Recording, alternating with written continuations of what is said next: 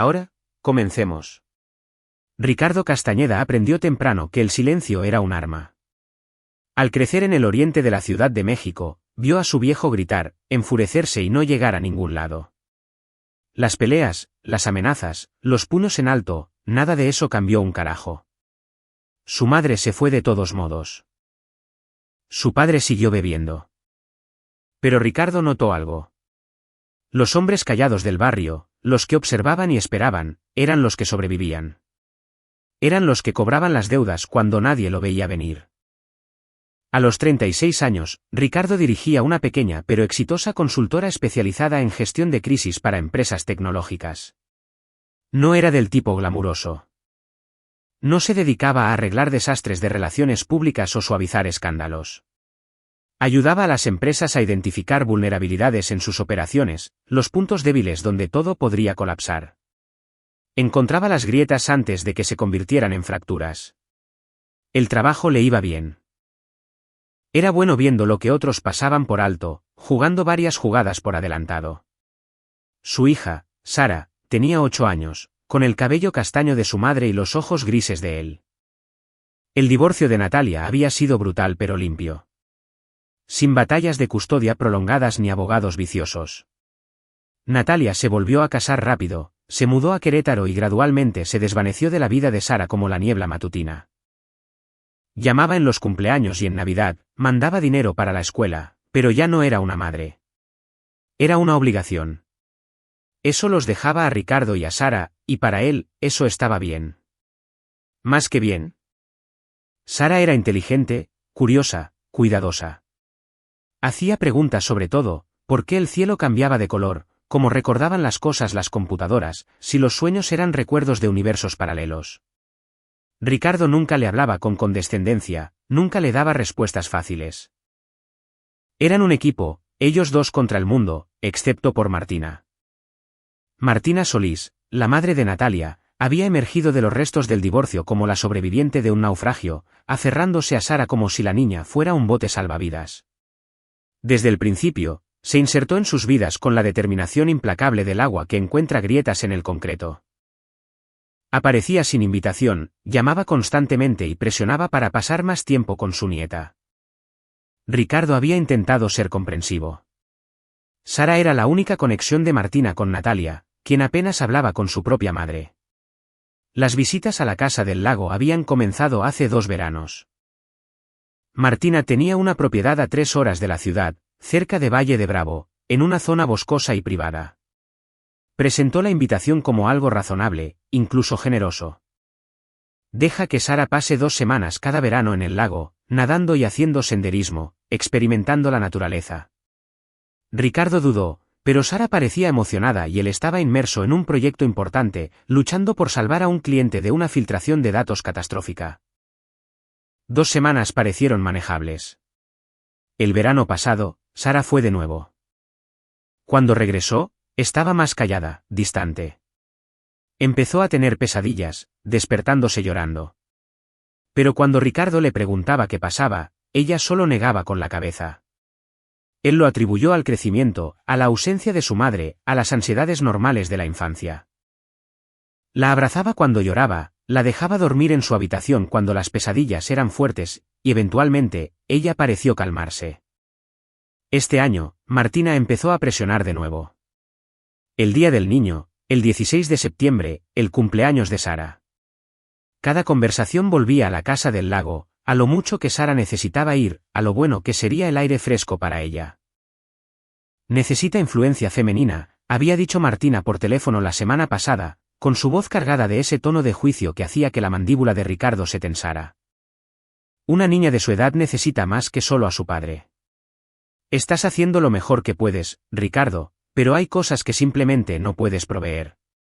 Él se tragó la respuesta, manteniendo la voz nivelada. Sara está muy bien. Estamos bien. No digo que no seas un buen padre. Digo que necesita equilibrio, una conexión familiar con sus raíces. Sus raíces. Como si el linaje de Natalia fuera algo sagrado. Como si pasar tiempo con una abuela que solo apareció después del divorcio fuera esencial para el desarrollo de Sara.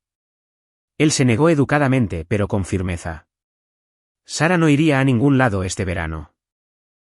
La fiesta de cumpleaños fue pequeña, en el jardín de su casa un sábado por la tarde a principios de junio. Sara quería algo sencillo, sus 3 mejores amigas de la escuela, pizza y un pastel de chocolate. Sin payasos, sin inflables, sin temas elaborados.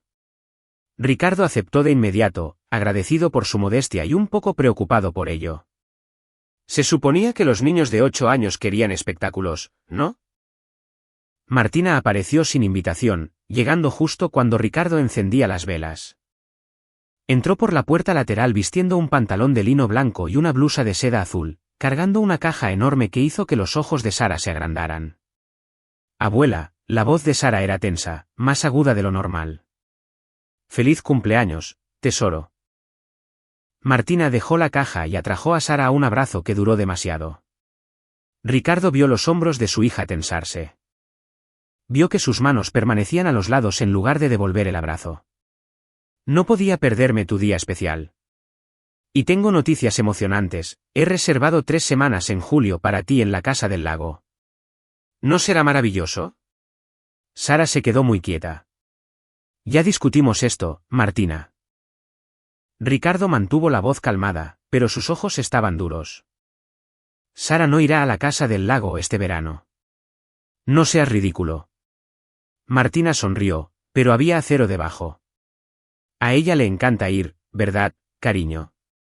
Sara miró a Ricardo, luego a su abuela, luego al suelo. Asintió una vez, casi imperceptiblemente. ¿Ves? Está decidido.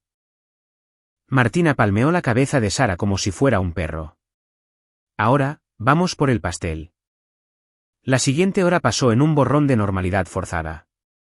Las amigas de Sara jugaban en el jardín mientras Martina presidía la mesa del patio contando historias de la infancia de Natalia que nadie había pedido. Ricardo estaba en la parrilla cocinando hamburguesas y observando a su hija. Ella no dejaba de mirarlo, con su carita ansiosa. Cuando sus ojos se encontraban, ella desviaba la mirada rápidamente. Algo estaba mal. Él lo sabía desde hacía meses, en la forma en que ella se tensaba cuando se mencionaba el nombre de Martina, en las pesadillas que aún tenía a veces, en el hecho de que había empezado a cerrar la puerta de su cuarto con llave por las noches. Pero no sabía qué era. No sabía cómo preguntar sin empeorar las cosas. Las velas del pastel brillaban contra la luz mortecina de la tarde. Todos se reunieron cantando las mañanitas desafinadamente mientras Sara estaba a la cabecera de la mesa, con el rostro iluminado por 8 flamas parpadeantes. Cerró los ojos y por un momento pareció menor de 8 años, frágil de una manera que hizo que el pecho de Ricardo se apretara. Sopló las velas. Todos vitorearon. Sara alcanzó una servilleta de la pila sobre la mesa, y en un movimiento fluido, se la puso en la mano a Ricardo mientras él se movía para cortar el pastel. Sus ojos se encontraron. Los de ella estaban desesperados, suplicantes. Los dedos de él se cerraron alrededor de la servilleta automáticamente y sintió el peso de algo escrito en ella. Esperó hasta que Martina se distrajo hablando con otro padre antes de desdoblar cuidadosamente la servilleta debajo de la mesa. La caligrafía era temblorosa, apretada, exprimida en cada espacio disponible. Papá, ayúdame. No dejes que me lleve otra vez. La última vez había otras personas. El tío Dionisio estaba allí. Me hicieron bajar al sótano. Tomaron fotos. Por favor, papá. Tengo miedo. No dejes que ella sepa que te dije. Dijo que pasarían cosas malas si hablaba. El mundo se inclinó. La visión de Ricardo se estrechó. El sonido se volvió distante y amortiguado. Sus manos estaban firmes, eso lo sorprendió. Pero por dentro, algo fundamental se estaba rompiendo y reformando en algo más duro, más afilado, más peligroso. Se levantó lentamente, con la servilleta apretada en el puño. Todos los ojos se volvieron hacia él. La charla de la fiesta murió. Todos tienen que irse. Su voz era calmada, casi gentil. Esa era la parte aterradora. La parte que hizo que los otros padres agarraran a sus hijos sin discutir. Gracias por venir al cumpleaños de Sara. Tenemos que terminar esto ya. Ricardo, ¿qué te pasa? Empezó Martina. Tú también, Martina. Él la miró, y lo que ella vio en su rostro hizo que cerrara la boca de golpe. Lárgate de mi casa. Esto es absurdo, soy su abuela. Lárgate de mi puta casa. Cada palabra era precisa, controlada, con el peso de una certeza absoluta. Sara ahora lloraba silenciosamente, las lágrimas corrían por su rostro. Ricardo se acercó a ella, se arrodilló y la envolvió en sus brazos. Ella hundió la cara en su hombro y tembló. El rostro de Martina se puso blanco y luego rojo. No sé qué mentiras te ha contado. ¿Fuere? Ricardo no levantó la voz. No era necesario. Si estás aquí en 60 segundos, llamo a la policía. Y Martina, la miró con sus ojos grises, planos y fríos, no intentes contactar a Sara de nuevo. No llames, no mandes mensajes, no te aparezcas. Porque si lo haces, vas a descubrir exactamente qué clase de hombre soy. Y te prometo que no te va a gustar. El jardín se despejó en minutos. Martina se fue al último, con la boca apretada en una línea fina. Furia y algo más, miedo, tal vez, cruzaron su rostro. No dijo nada, solo tomó su bolsa y salió por la puerta lateral. Cuando estuvieron solos, Ricardo sostuvo a su hija y la dejó llorar. La servilleta seguía arrugada en su mano, sus palabras quemando su cerebro como ácido. Tío Dionisio, sótano, fotos. Te tengo, le susurró al cabello de Sara. Te tengo, mi niña. Nadie volverá a lastimarte nunca más. Pero mientras lo decía, su mente ya se movía, calculando, planeando. Porque Ricardo Castañeda había aprendido hacía mucho tiempo que el silencio era un arma, que la paciencia era poder y que los hombres callados eran los que sobrevivían. Y se iba a asegurar de que cada persona que hubiera tocado a su hija entendiera exactamente qué significaba eso. Ricardo esperó hasta que Sara se durmió antes de permitirse sentir algo. Ella lloró hasta agotarse en sus brazos, luego preguntó si podían ver una película, algo con magia y aventura y sin partes aterradoras. Se sentaron en el sofá por 3 horas, con el cuerpo de ella apretado contra el suyo. Sintió cómo se relajaba gradualmente, cómo cesaba el temblor, cómo su respiración se nivelaba hasta que el agotamiento finalmente la venció. Cuando la llevó a la cama, era un peso muerto en sus brazos. Su rostro estaba en paz, de una manera que nunca mostraba cuando estaba despierta. La arropó, revisó el seguro de la ventana 2 veces y se quedó en la puerta durante 5 minutos solo viéndola respirar. Luego fue a su oficina, cerró la puerta y leyó la servilleta otra vez. Las palabras no habían cambiado. Había esperado, en algún rincón irracional de su mente, haber leído mal, que su ira hubiera retorcido palabras inocentes en algo monstruoso. Pero no, el mensaje era claro, explícito, condenatorio. El tío Dionisio. Martina tenía un hermano. Ricardo lo había visto exactamente una vez en la boda, hace 9 años. Dionisio Solís, de casi 60 años, robusto, con el pelo ralo y una risa demasiado fuerte. Trabajaba en bienes raíces, recordó Ricardo. O tal vez seguros, algún trabajo donde tienes que sonreír y hacer que la gente confíe en ti. Ricardo abrió su laptop y empezó a buscar. Dionisio Solís vivía en Avándaro, a unos 40 minutos de la casa del lago de Martina. Tenía una empresa de administración de propiedades especializada en rentas vacacionales. Divorciado 2 veces, sin hijos. Su presencia en redes sociales era mínima. Una cuenta de Facebook que no se actualizaba en 2 años, un perfil de LinkedIn con una foto profesional que gritaba, confía en mí. Ricardo cavó más profundo usando herramientas que desarrolló para el trabajo, revisando bases de datos que no eran precisamente públicas. Antecedentes penales limpios, sin arrestos, sin cargos, nada que levantara sospechas. Pero eso no significaba nada. Los peores depredadores sabían cómo mantenerse ocultos. Revisó los registros de propiedad de la casa del lago de Martina. Estaba a su nombre, comprada hace 12 años, antes del divorcio. La propiedad estaba aislada. Ricardo recordaba eso de cuando dejó a Sara el primer verano. El vecino más cercano estaba a casi 1 kilómetro por un camino de tierra. La casa estaba apartada del lago, rodeada de bosque denso.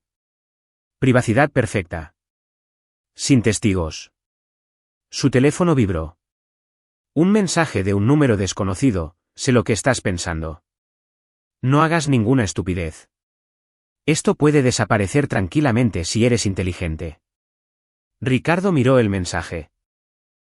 A Martina le había tomado menos de 3 horas pasar de la negación al control de daños.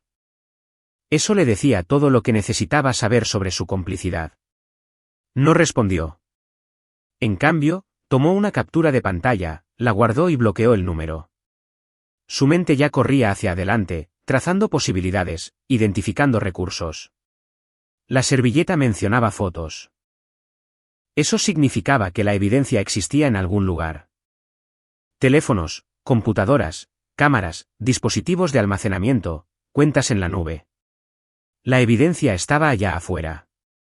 Y si existía, Ricardo podía encontrarla. Pero necesitaba ser inteligente. Un movimiento en falso, una llamada prematura a la policía, y la evidencia podría desaparecer. Los teléfonos pueden borrarse, los discos duros destruirse, las historias coordinarse entre depredadores como estos. Y Ricardo no tenía dudas de que eso eran. Tenían planes de contingencia. Habían sobrevivido tanto tiempo siendo cuidadosos. Ricardo necesitaba ser más cuidadoso. Abrió un documento en blanco y empezó a tomar notas. Nombres, fechas, detalles de la servilleta de Sara, todo lo que ella le había dicho sin palabras. Luego empezó a esbozar un plan, algo metódico y exhaustivo. Porque esto no era solo sobre Martina y Dionisio.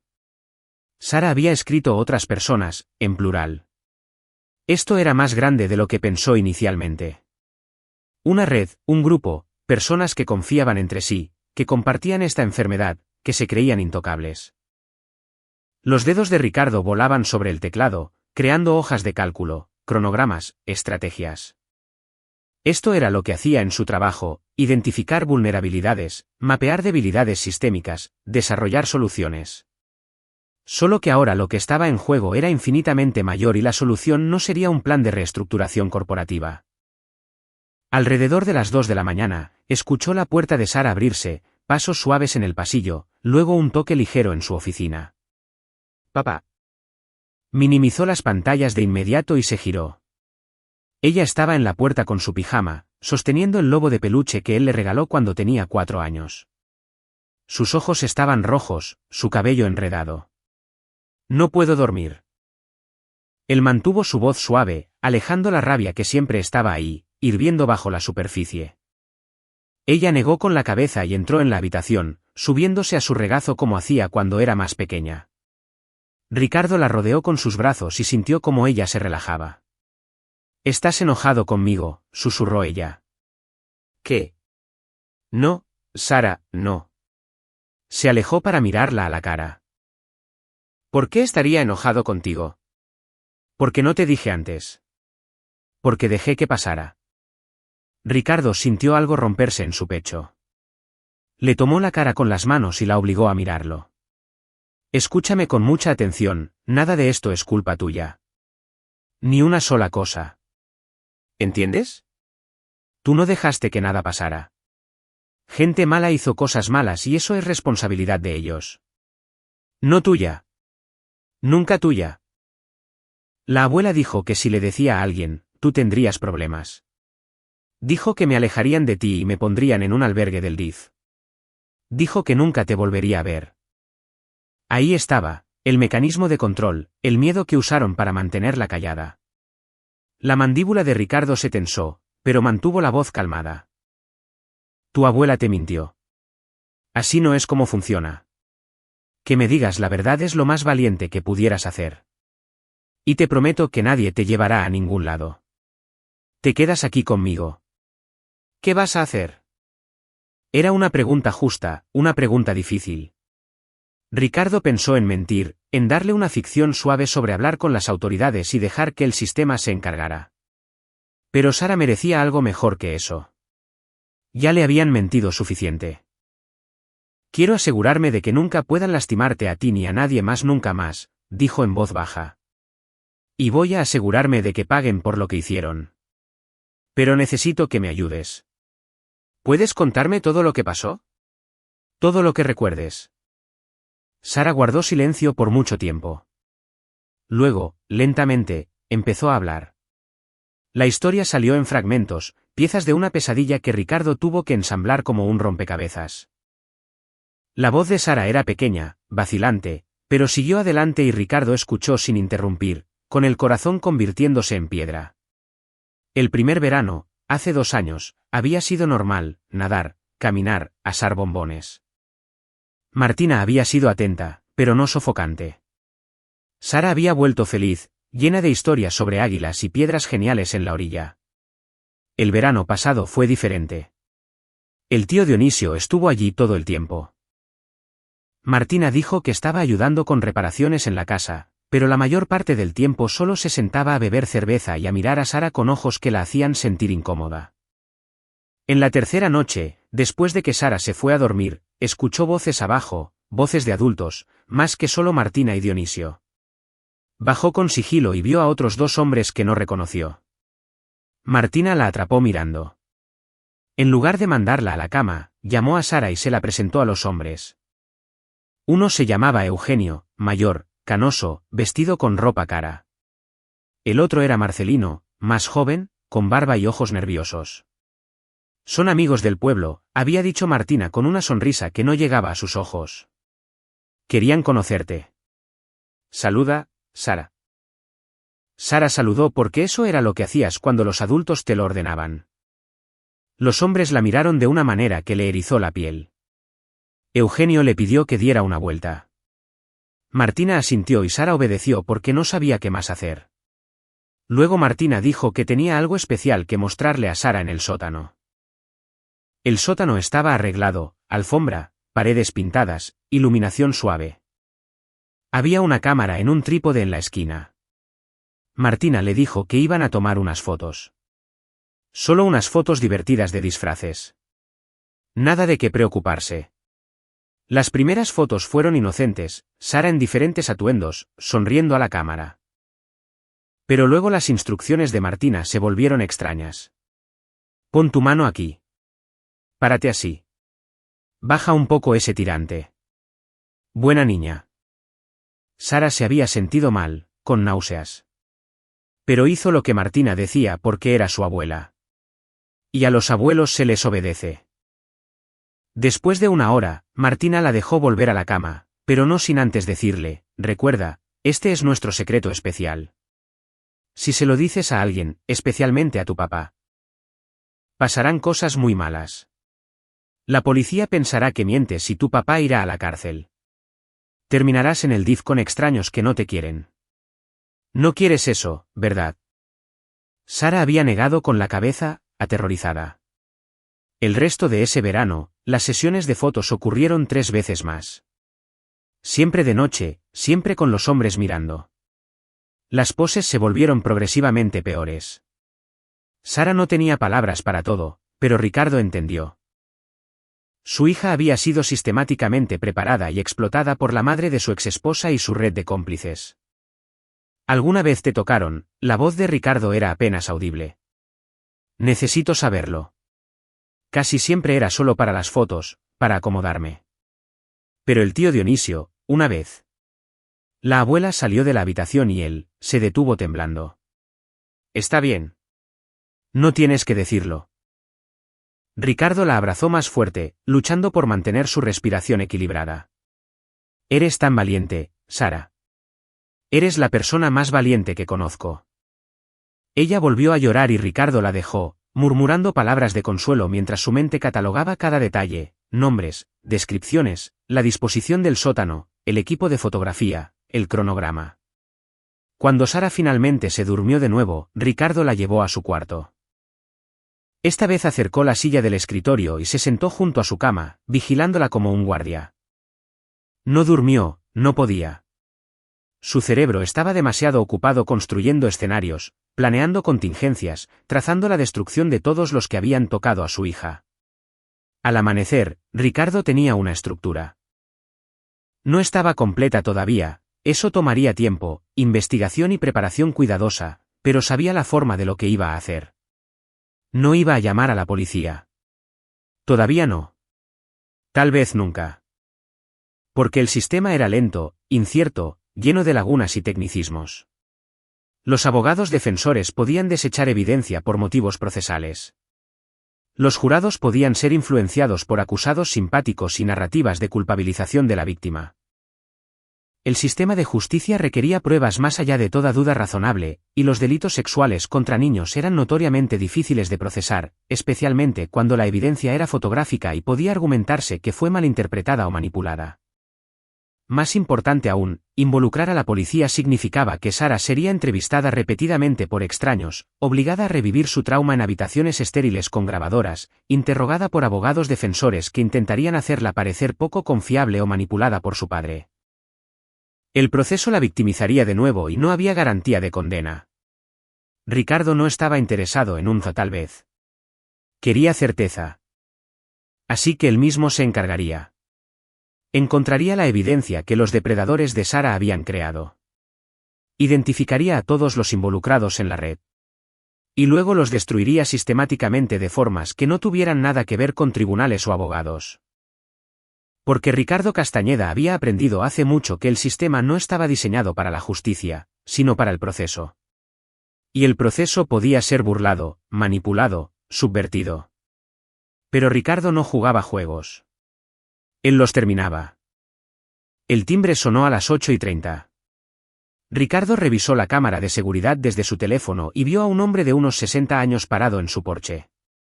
Traje caro, cabello entrecano, el tipo de rostro que aparecía en las noticias locales sobre galas de caridad y liderazgo civil. Eugenio Barroso. Ricardo lo reconoció por la descripción de Sara. Canoso, ropa cara, uno de los hombres que estuvo en la Casa del Lago. Y aquí estaba, presentándose en la puerta de Ricardo a la mañana siguiente de la fiesta, lo que significaba que la red ya se estaba coordinando, ya intentaban contener el daño. Ricardo fue a la puerta y abrió. Eugenio sonrió, la sonrisa ensayada de alguien que ha pasado décadas en la vida pública convenciendo a la gente de que es digno de confianza. Señor Castañeda, soy Eugenio Barroso. Soy amigo de Martina. Me preguntaba si podríamos hablar un momento sobre... ¿Sobre qué? Ricardo mantuvo su voz neutral, su rostro inexpresivo. Creo que usted sabe. ¿Puedo pasar? Ricardo lo consideró, luego se hizo a un lado. Era mejor entender qué sabían y qué creían que podían hacer. Llevó a Eugenio a la sala, no le ofreció nada, ni café ni plática trivial, solo un lugar en el sofá mientras Ricardo permanecía de pie. Eugenio se acomodó como si fuera el dueño del lugar, cruzando las piernas y ajustando sus mancuernillas.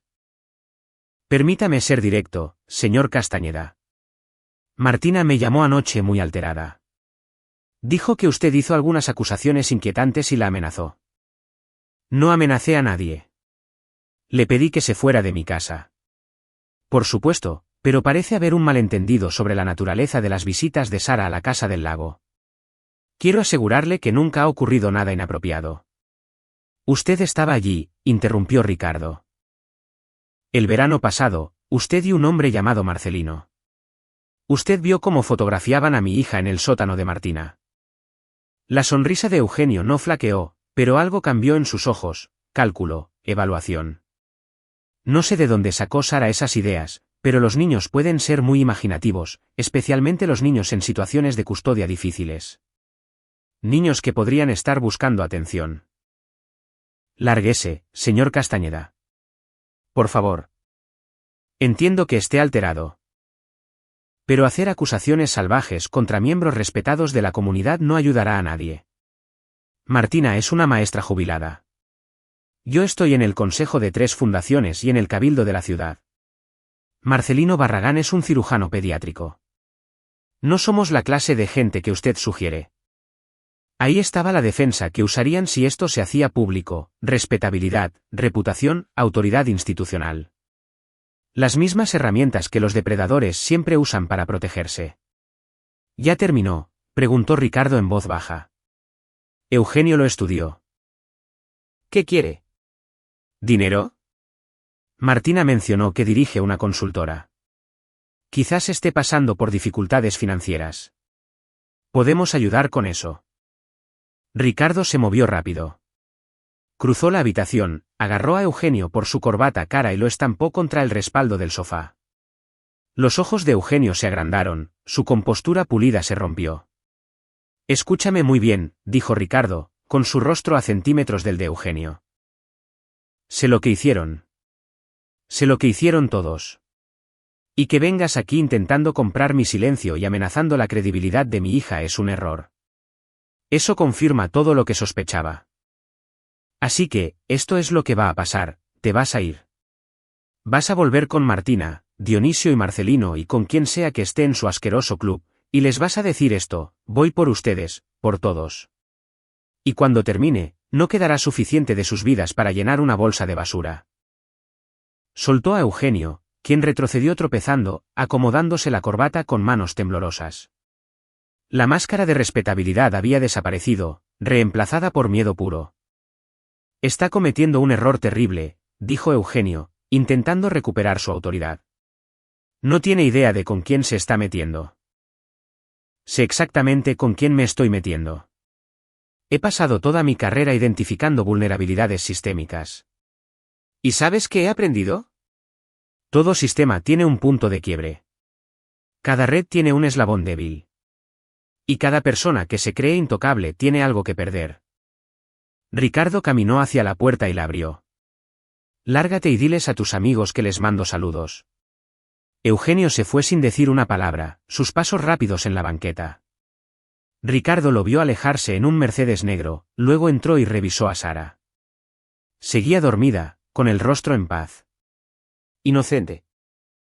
Ricardo se paró en el umbral y le hizo una promesa silenciosa: la protegería de que esto volviera a ocurrir y se aseguraría de que cada persona involucrada pagara el precio. La cacería había comenzado y Ricardo Castañeda era muy bueno cazando. Ricardo pasó los siguientes 3 días trabajando desde casa, manteniendo a Sara cerca. Ella no pidió salir a ningún lado, no protestó cuando él dijo que se quedarían en casa. Parecía aliviada, de hecho, contenta de leer libros, hacer dibujos y ayudarlo a cocinar la cena. Las pesadillas continuaban, pero con menos frecuencia. Lentamente, con cuidado, él le fue sacando más detalles, sin presionar, solo escuchando cuando ella se sentía lista para hablar. Al 4.º día, llamó a su socio, Tomás Martínez, y le dijo que necesitaba tomarse un mes libre. Emergencia personal, asunto familiar, nada de qué preocuparse. ¿Todo bien con Sara?, preguntó Tomás. Se conocían desde la universidad, habían construido la consultora juntos desde cero. Tomás era una de las 3 personas en las que Ricardo confiaba de verdad. Lo estará, dijo Ricardo. Pero necesito tiempo para encargarme de unas cosas. Tomás no insistió. Tómate el tiempo que necesites. Nosotros nos encargamos. Ricardo colgó y abrió su laptop. Hora de empezar a mapear la red. Empezó con lo que sabía: Martina Solís, Dionisio Solís, Eugenio Barroso, Marcelino Barragán. 4 jugadores confirmados. Sara había mencionado otras voces, otras personas que había visto pero no podía identificar. Así que, como mínimo, buscaba a 5 o 6 personas. Sin embargo, la presencia de Eugenio era la clave. Miembro del Cabildo, directivo de fundaciones, figura pública. La gente así no se involucraba en algo así por casualidad. Los reclutaban, los investigaban, confiaban en ellos, lo que significaba que había una estructura en esta red, una organización más allá de la casa del lago de Martina. Ricardo empezó con los antecedentes de Eugenio. Había vivido en la zona por 30 años, hizo su dinero en desarrollos comerciales antes de pasar al servicio público. Divorciado, sin hijos, una casa enorme frente al lago, miembro del club de yates, habitual en funciones de la ciudad. Sus redes sociales eran públicas, llenas de fotos en eventos de recaudación de fondos y cortes de listón. Ricardo examinó esas fotos cuidadosamente, buscando rostros que aparecieran repetidamente. Creó una hoja de cálculo registrando nombres, fechas y ubicaciones. Un rostro seguía apareciendo junto a Eugenio en varios eventos: Luis Magaña, CEO de una compañía de seguros regional. Otro compañero frecuente era Ramiro Benítez, dueño de una cadena de tiendas de artículos deportivos. Cruzó estos nombres con registros de propiedad cerca de la casa del lago de Martina. Luis Magaña tenía una casa de descanso a 20 kilómetros de distancia. Ramiro Benítez había comprado terrenos en el mismo lago hacía 3 años. El patrón estaba emergiendo. Esto no era al azar.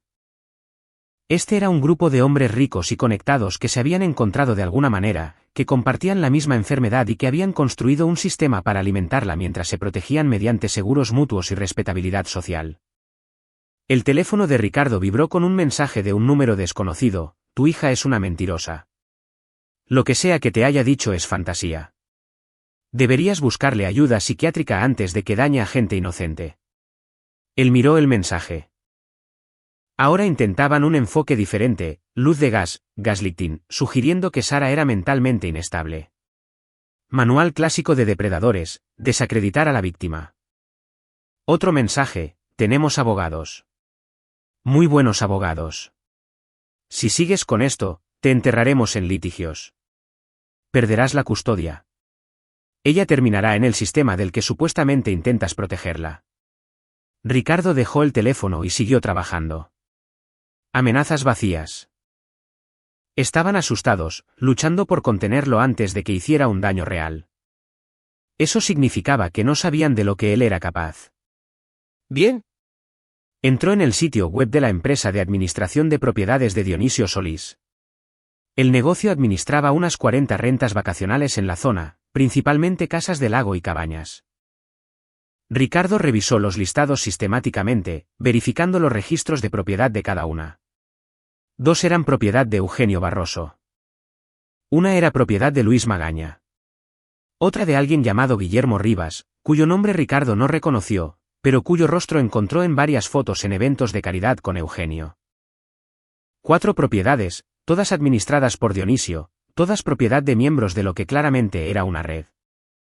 Ricardo cruzó registros de reservaciones no disponibles públicamente, pero él había desarrollado herramientas para el trabajo que podían acceder a bases de datos supuestamente privadas mediante vulnerabilidades de API. Las propiedades mostraban un patrón de reservaciones bajo seudónimos, siempre en los mismos fines de semana, siempre pagadas en efectivo o criptomonedas. Estaban usando el negocio de Dionisio como cobertura para sus reuniones. Fines de semana donde podían reunirse, compartir material, explotar niños en entornos privados y controlados. Las casas del lago eran perfectas, aisladas, estacionales, con razones comerciales legítimas para explicar por qué ciertas personas seguían apareciendo. Las manos de Ricardo estaban firmes mientras recopilaba los datos, pero por dentro estaba frío, enfocado, canalizando su rabia en precisión. Estos no eran aficionados. Habían construido una operación sofisticada protegida por dinero, estatus social y chantaje mutuo. Todos los involucrados tenían trapos sucios de los demás, lo que significaba que nadie podía exponer la red sin destruirse a sí mismo. Ese era su escudo. También era su debilidad. Porque si Ricardo podía obtener evidencia de todos ellos simultáneamente, podría desencadenar una cascada. Nadie podría negociar. Nadie podría reducir su condena delatando a sus socios. Todos caerían juntos. Su protección mutua se convertiría en su destrucción mutua. Pero primero, necesitaba la evidencia. Y para eso, necesitaba entrar. Sara apareció en la puerta de su oficina con un vaso de limonada. Hice esto para ti. Ricardo lo tomó y sonrió. Gracias, pequeña. ¿Cómo vas? Ella asintió, pero sus ojos estaban serios, más maduros de lo que deberían ser. ¿Vas a lastimarlos? La pregunta lo sorprendió. Consideró mentir, mantenerla separada de lo que planeaba. Pero Sara merecía honestidad. Se lo había ganado. Voy a asegurarme de que nunca puedan lastimar a nadie más, dijo con cuidado. Eso podría significar cosas diferentes para diferentes personas, pero sí, algunos de ellos van a salir lastimados. ¿Te molesta eso? Sara lo pensó. La abuela solía decirme que la gente buena siempre sigue las reglas, que le pasan cosas malas a la gente que las rompe. Tu abuela mentía sobre muchas cosas. Lo sé. Sara entró en la habitación y se sentó en la silla frente a su escritorio. Creo que a veces la gente buena tiene que romper las reglas porque las reglas son tontas o porque protegen a la gente mala en lugar de detenerla. Ricardo sintió una oleada de orgullo por su hija, esta niña que había pasado por un infierno pero seguía pensando con claridad, procesando el mundo con inteligencia y matices. Tienes toda la razón, dijo él. Las reglas dicen que debería llamar a la policía y dejar que ellos investiguen. ¿Pero sabes qué pasa entonces? Te entrevistan. Te obligan a repetir todo lo que pasó una y otra vez frente a extraños. Los abogados defensores intentan hacer ver que estás confundida o mintiendo. E incluso si todo sale perfecto. Lo cual casi nunca pasa, esta gente podría pasar solo unos pocos años en prisión. Y las fotos que te tomaron podrían estar ahí afuera para siempre, copiadas y compartidas por otra gente mala. Entonces, no vas a llamar a la policía. Voy a hacer algo mejor. Voy a hacer que desaparezcan. No solo de tu vida, sino del mundo. Y voy a asegurarme de que la evidencia que crearon sea destruida por completo para que nunca tengas que preocuparte por eso de nuevo. Sara asintió lentamente. Está bien. Pero papá. Sí. No dejes que te lastimen. ¿Te necesito? Ricardo rodeó el escritorio y la abrazó. No lo haré. ¿Te lo prometo? Esa noche, después de que Sara se durmió, Ricardo hizo una llamada a alguien con quien trabajó hace años, cuando su firma apenas empezaba y aceptaban clientes que operaban en áreas grises morales. Pedro Hernández era un investigador privado especializado en forense digital. El tipo de hombre que podía encontrar cualquier cosa si le pagabas lo suficiente y no preguntabas cómo la encontró. Ricardo Castañeda, dijo Pedro cuando contestó. No mames, cabrón. Pensé que te habías vuelto completamente legítimo. Casi, pero necesito un favor por fuera. Siempre es así contigo. ¿Qué necesitas? Ricardo explicó lo que buscaba, evidencia electrónica de 4 propiedades específicas, cualquier cosa almacenada en servicios de nube asociados a una lista de nombres y, lo más importante, vigilancia de la Casa del Lago para registrar quién entraba y salía. Estás hablando de instalar vigilancia ilegal y hackear sistemas privados, dijo Pedro. Esos son delitos federales, y varios. Sé lo que pido. ¿Qué hicieron estas personas? Ricardo dudó, luego decidió que Pedro merecía saberlo. Lastimaron a mi hija y probablemente a muchos otros niños. Están conectados, tienen dinero y protección. La ley no los va a tocar. Hubo una larga pausa. A la chingada. Está bien, dame los detalles. Esta va por mi cuenta. Pasaron 1 hora revisando los pormenores. Pedro necesitaría 1 semana para montar la vigilancia y empezar las pruebas de penetración en la seguridad digital de los objetivos. Ricardo le envió archivos encriptados con todo lo que había recopilado, nombres, direcciones, registros de propiedad, perfiles de redes sociales. Una cosa más, dijo Ricardo antes de colgar.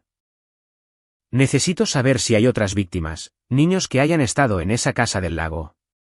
Puedes buscar patrones en reportes de personas desaparecidas, investigaciones del DIF, cualquier cosa que pueda conectar con estas personas. Puedo intentarlo, pero Ricardo, lo que sea que estés planeando, ten cuidado. Esta clase de gente no cae fácil. Cuento con ello. Después de la llamada, Ricardo volvió a sus hojas de cálculo y documentos, construyendo el alcance completo de la red. Trabajó hasta las 4 de la mañana, hasta que sus ojos ardían y su cerebro apenas podía procesar nueva información. Luego cerró su laptop, revisó a Sara una vez más y finalmente se permitió dormir. Sus sueños fueron oscuros y violentos, llenos de sótanos, cámaras y hombres sin rostro. Pero no despertó con miedo. Despertó con energía, enfocado, listo. La cacería avanzaba. Pronto tendría todo lo que necesitaba y entonces el verdadero trabajo comenzaría. Pedro llamó 6 días después con sus hallazgos preliminares. Ricardo tomó la llamada en su auto, estacionado a 2 cuadras de la casa para que Sara no escuchara. Tenías razón sobre la red, dijo Pedro sin rodeos. Es más grande de lo que pensabas. He identificado al menos a 8 personas con patrones constantes de visitas a estas propiedades, siempre los mismos fines de semana, siempre pagando en efectivo. Y Ricardo, no son solo locales. Encontré registros de vuelos de gente que viene de Guadalajara, Monterrey e incluso de la Ciudad de México. Esto es regional. El agarre de Ricardo se apretó en el volante. ¿Cuántas víctimas? Difícil decirlo con certeza. Pero revisé los registros del DIF estatal de los últimos 5 años, no preguntes cómo, y encontré 7 casos donde niños reportaron comportamientos inapropiados durante visitas a propiedades del lago. Todos desechados por falta de pruebas o porque se retractaron.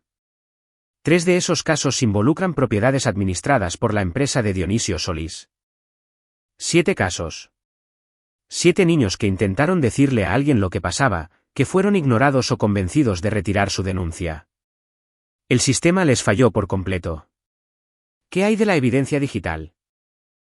Sigo en eso. Sus dispositivos personales están bien protegidos. Estos tipos son cuidadosos. Pero encontré algo interesante. La empresa de Dionisio usa un sistema centralizado en la nube para fotos de propiedades y contratos de renta. Entré y encontré una estructura de directorios ocultos. Están encriptados, pero puedo descifrarlos si me das tiempo. Mi apuesta es que ahí guardan el material que crean. Ricardo sintió una oleada de satisfacción oscura. ¿Cuánto tiempo? ¿2 semanas? Tal vez menos. El cifrado es de grado militar, pero tengo herramientas que pueden forzarlo si configuro una red de servidores dedicada. Aunque es caro. El dinero no es problema.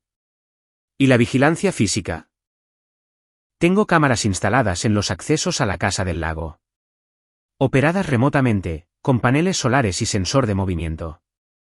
Empecé a recibir imágenes hace 2 días. ¿Quieres adivinar quién se apareció ayer por la tarde? Dime.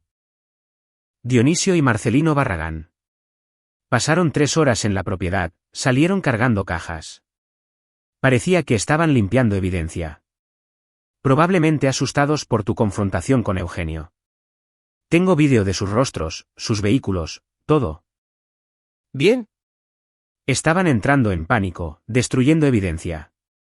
Eso era predecible y de hecho ayudaba al caso de Ricardo, mostraba conciencia de culpa. Sabían que lo que habían hecho estaba mal. Mantén la vigilancia. Necesito saber de todos los que visiten esa propiedad. Hecho, Ricardo. Hay una cosa más, investigué los antecedentes de Eugenio Barroso. Ya fue investigado hace unos 20 años cuando todavía estaba en desarrollo comercial.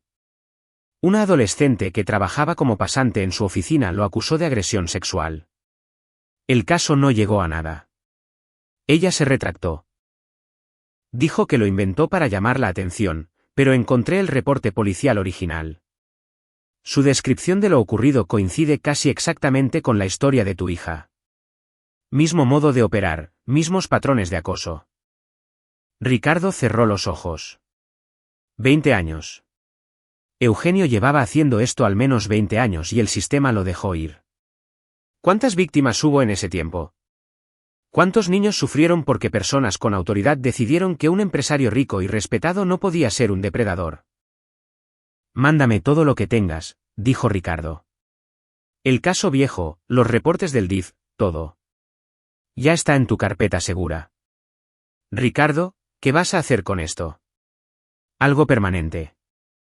Ricardo condujo a casa y pasó la tarde siendo un papá normal, ayudando a Sara con un rompecabezas, haciendo la cena, viendo su programa favorito. Pero su mente trabajaba constantemente refinando su plan. Al día siguiente hizo otra llamada, esta vez a una abogada con la que trabajó en un caso de espionaje corporativo especialmente sucio. Carolina Preciado era brillante, implacable y creativa de una forma que ponía nerviosos a otros abogados. Ricardo Castañeda, dijo ella al contestar, ¿qué necesitas? Asesoría legal. Hipotéticamente. Oh, esto va a estar bueno. ¿Dispara? Él expuso la situación en términos generales, una red de depredadores, evidencia recopilada, el deseo de asegurar que ninguno escape de las consecuencias o vuelva a reincidir. No mencionó a Sara directamente, lo mantuvo abstracto. Carolina guardó silencio un momento.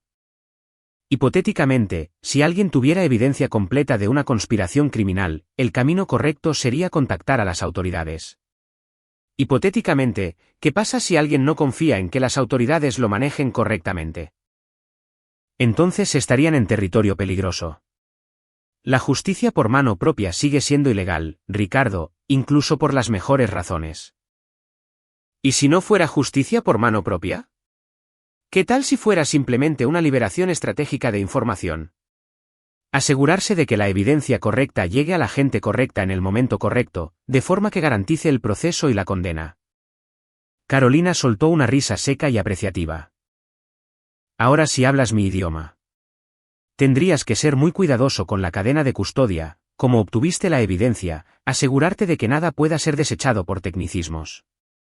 Pero si tuvieras pruebas sólidas y las lanzaras a los medios de comunicación simultáneamente con las autoridades, crearías una presión pública que haría imposible ocultar nada. Sí. Eso funcionaría. Destruyes su capacidad de esconderse tras su respetabilidad. ¿Y si parte de la evidencia se obtuvo por medios legalmente cuestionables? Anónimala. Mándala desde servidores en el extranjero. Usa intermediarios. Haz que sea imposible de rastrear hasta ti. Y Ricardo. Si vas a hacer esto, no lo hagas a medias. Ve por todo. Asegúrate de que todos caigan al mismo tiempo. No les des tiempo para coordinar historias o destruir pruebas. Ese es el plan. Bien. Y Ricardo, fuera de registro, totalmente fuera de registro, espero que los quemes a todos hasta los cimientos. Hablaron por otros 30 minutos sobre detalles específicos, como contactar a los medios anónimamente, a qué agencias de justicia involucrar, cómo estructurar la liberación de información para el máximo impacto. Carolina había manejado casos de alto perfil y sabía exactamente cómo manipular el sistema para obtener resultados. Cuando Ricardo colgó, tenía un plano claro. Solo necesitaba que Pedro terminara de descifrar los archivos y entonces podría actuar. 3 días después, Sara se le acercó después del desayuno con una pregunta que lo sorprendió. Papá, ¿qué le pasó al esposo de la abuela Martina?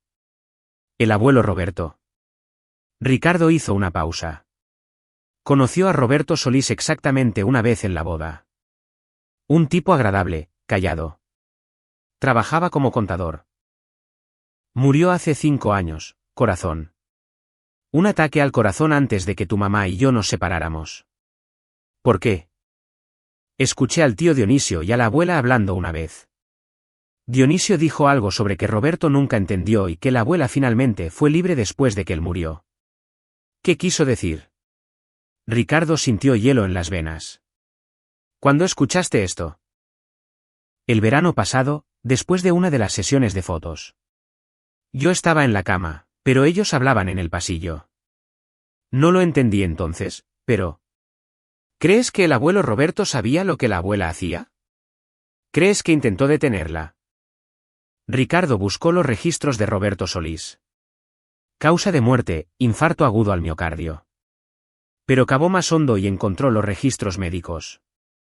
Se estaba volviendo bueno irrumpiendo en bases de datos. Roberto había estado sano, sin historial de enfermedades cardíacas. Murió repentinamente a los 58 años. El reporte de autopsia fue superficial, ataque al corazón, caso cerrado. Pero Ricardo notó algo, el médico de guardia en la sala de urgencias fue Marcelino Barragán, cirujano pediátrico y miembro de la red. Marcelino Barragán, el que estuvo en la Casa del Lago, el que fotografió a Sara, el que era un médico entrenado con acceso a medicamentos que podían inducir un paro cardíaco si se administraban correctamente. Ricardo se reclinó, su mente volaba. ¿Habían matado a Roberto Solís? ¿Había descubierto el esposo de Martina lo que ella hacía y se convirtió en un riesgo? Era circunstancial, indemostrable después de 5 años, pero el momento era sospechoso. Roberto muere y 6 meses después, Martina empieza a llevar a Sara a la Casa del Lago. Su teléfono vibró. Pedro entró al directorio encriptado. Tienes que ver esto. Es peor de lo que pensábamos. Ricardo llamó de inmediato. ¿Qué encontraste? Cientos de archivos, fotos, vídeos que se remontan al menos a 15 años. Diferentes niños, diferentes lugares, siempre el mismo núcleo de hombres. Ricardo, algunos de estos niños se ven muy pequeños, de 5 o 6 años. Y encontré registros, bitácoras, fechas. Nombres. Llevaban la cuenta de todo como si fuera un puto negocio. Mándame los archivos. Ya lo hice. Encriptados en tu Dropbox. Pero Ricardo, te lo advierto, esta mierda es perturbadora. He visto mucha oscuridad en mi carrera, pero esto es pura maldad. Ricardo accedió a los archivos en su oficina. Sara estaba en casa de una vecina. El material era tal como Pedro lo describió, documentación de abusos sistemáticos durante más de una década. Las bitácoras mostraban un elenco rotativo de víctimas, la mayoría listadas solo por nombres de pila o iniciales. Algunas entradas mencionaban ubicaciones en otros estados, lo que sugería que el alcance de la red era mayor. Pero lo peor era el nivel de organización. No era depredación oportunista, era estructurada, planeada, con horarios y protocolos. Habían creado una empresa sostenible de explotación y lo habían hecho manteniendo sus fachadas públicas. Ricardo cerró los archivos y se quedó sentado en la oscuridad. La escala era abrumadora, pero también significaba que su plan tendría el máximo impacto. Cuando expusiera esto, no solo destruiría a unos pocos individuos, demolería una red entera, desacreditaría las instituciones que los protegieron y desataría investigaciones que cruzarían fronteras estatales. Abrió un nuevo documento y empezó a redactar la estrategia de lanzamiento, múltiples medios de comunicación, diferentes zonas horarias, entregas simultáneas para evitar que cualquier entidad suprimiera la historia. Incluyó los registros financieros que mostraban cómo el negocio de Dionisio facilitaba la red. Incluyó la vieja investigación de Eugenio. Incluyó todo.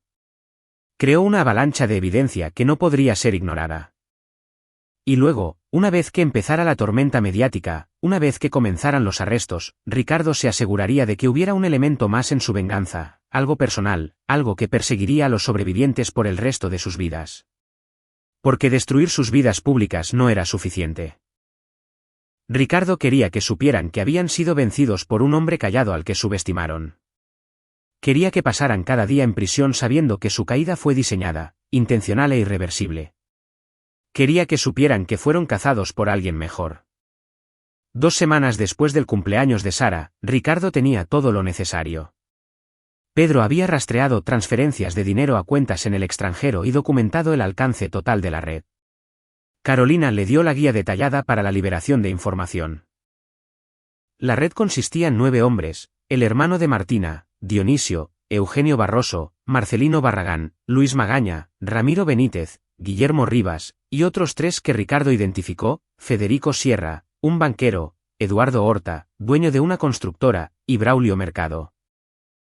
Un juez federal jubilado. Un juez federal jubilado, eso explicaba cómo habían operado con impunidad tanto tiempo. Braulio Mercado todavía tenía conexiones y gran influencia. Él era la póliza de seguro, el limpiador que hacía desaparecer los problemas. Martina era la reclutadora, el punto de acceso. Había estado involucrada desde antes de que Roberto muriera, aunque su participación escaló después. Los registros mostraban que llevó al menos a otros 4 niños a la casa del lago, siempre usando conexiones familiares como cobertura. Sara era solo la más reciente. Ricardo consideró incluir a Martina en el proceso legal, pero tenía algo más en mente para ella, algo que se ajustaba mejor al crimen que la cárcel. Un martes por la mañana, 3 semanas después de la fiesta, Ricardo llevó a Sara a casa de Tomás. Su esposa, Julia, tenía hijos de la edad de Sara y aceptaron cuidarla unos días sin preguntar nada. ¿Seguro que no necesitas ayuda?, preguntó Tomás. Seguro. Esto es algo que debo hacer solo. Tomás lo estudió. Tienes esa mirada. La misma que antes de que destruyeras toda la empresa de Marcos Reed. Marcos Reed fue un cliente que intentó chantajear a Ricardo para falsificar una auditoría de seguridad. Ricardo expuso su fraude y la empresa implosionó en 72 horas. Esto es más grande que Marcos Reed, dijo Ricardo. Entonces ten cuidado y recuerda que tienes gente que te respalda. Ricardo condujo hacia el norte, hacia el lago. Era miércoles por la tarde, mitad de semana, cuando las propiedades estarían mayormente vacías. Había estado monitoreando las cámaras de Pedro. La casa del lago estaba a oscuras. Perfecto. Estacionó a 1 kilómetro y caminó por el bosque con una mochila con herramientas. Entró por una ventana del sótano sin dejar rastro. El sótano era tal como Sara lo describió. Tomó fotos de todo. Luego buscó en la casa sistemáticamente. Encontró la oficina de Martina. Su computadora tenía contraseña, pero Ricardo tenía herramientas para eso. En un cajón bajo llave, encontró un diario. Martina lo había documentado todo, nombres, fechas, descripciones detalladas. Era evidencia condenatoria, pero también algo más, una confesión escrita de su propio puño, prueba de su falta de remordimiento. Ricardo fotografió cada página y dejó el diario donde estaba. La policía lo encontraría eventualmente, pero para entonces los medios ya tendrían copias. Salió de la casa y fue a la mansión frente al lago de Eugenio Barroso. Esto era más arriesgado, pero Ricardo conocía los puntos ciegos.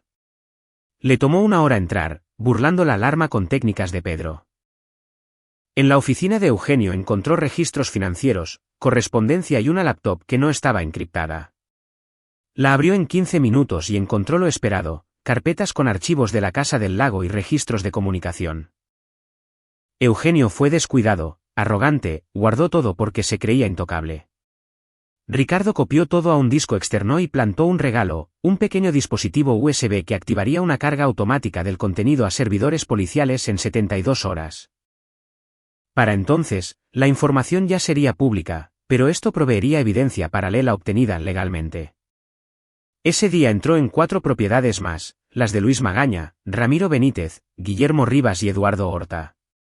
Cada lugar arrojó más documentación. Para la medianoche, Ricardo tenía un expediente completo, redundante e imposible de refutar.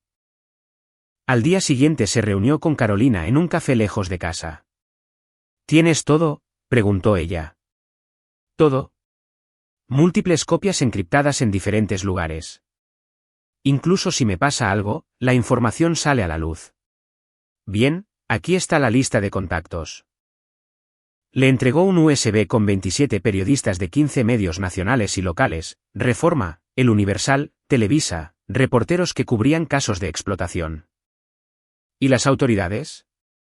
Tengo contactos en la Fiscalía General de la República, FGR, en la Fiscalía Estatal y con la Policía Ministerial. Mandarás los paquetes a los 3 simultáneamente con el comunicado de prensa. Así ninguna agencia podrá enterrarlo y estarán obligados a actuar.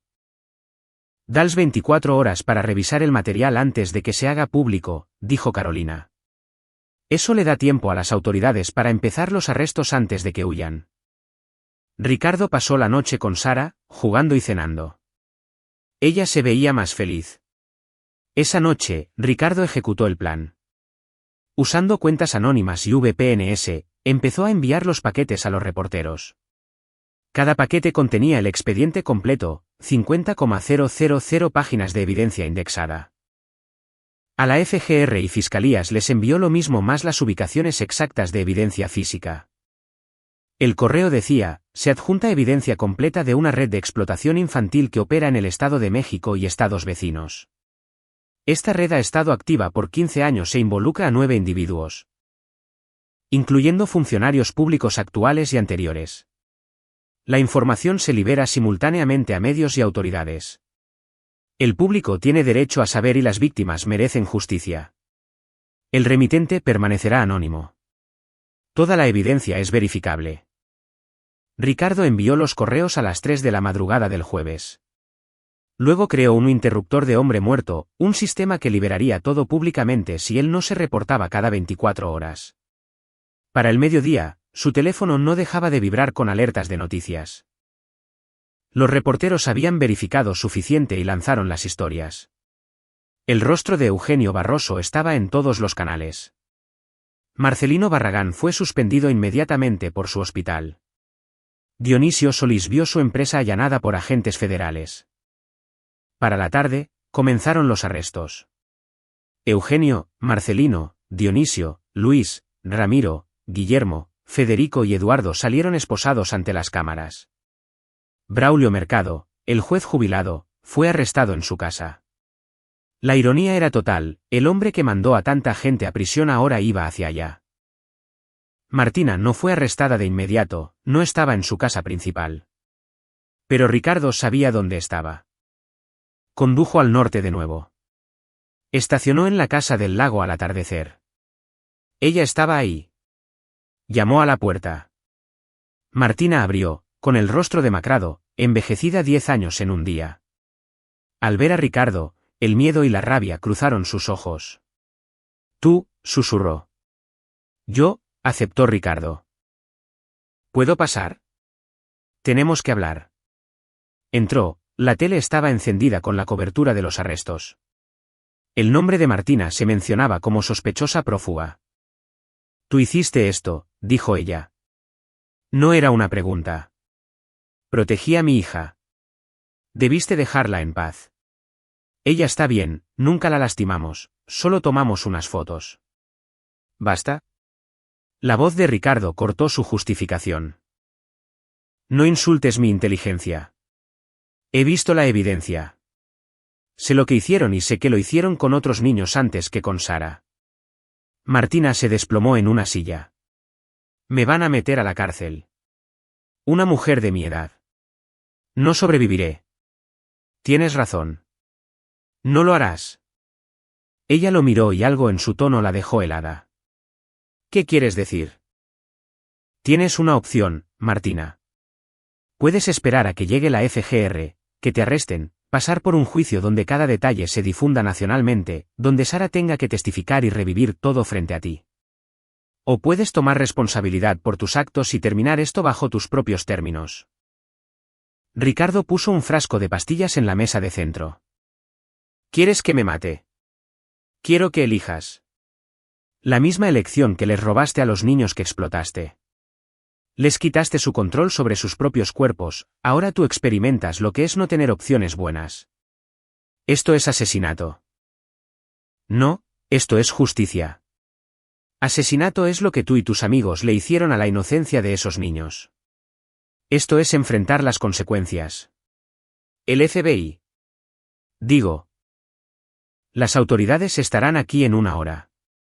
Decide rápido. O te vas a la cárcel o tomas las pastillas para que Sara no tenga que volver a ver tu cara. Ricardo salió de la casa sin mirar atrás.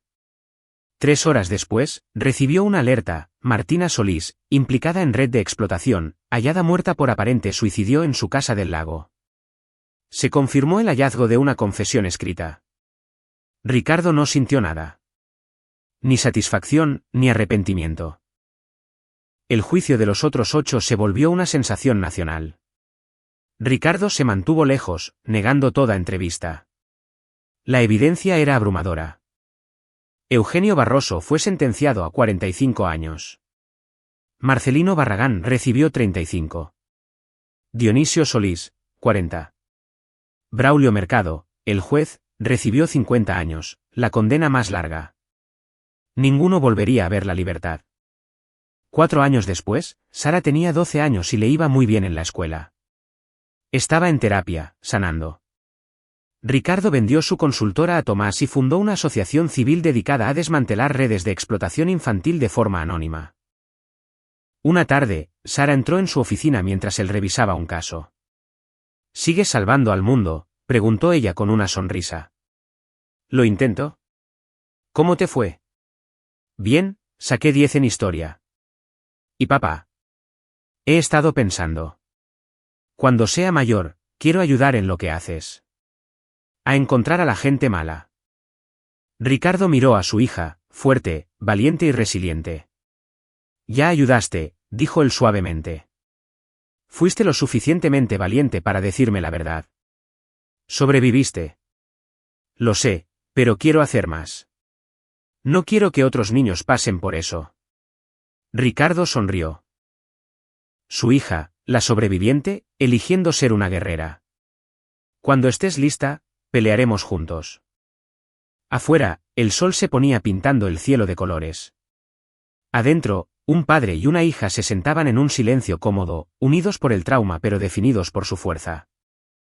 El hombre callado había enseñado bien a su hija: el silencio era un arma, la paciencia era poder y, a veces, la justicia requería salirse de las reglas para hacer lo correcto.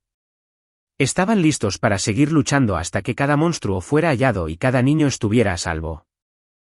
Porque la familia lo valía todo.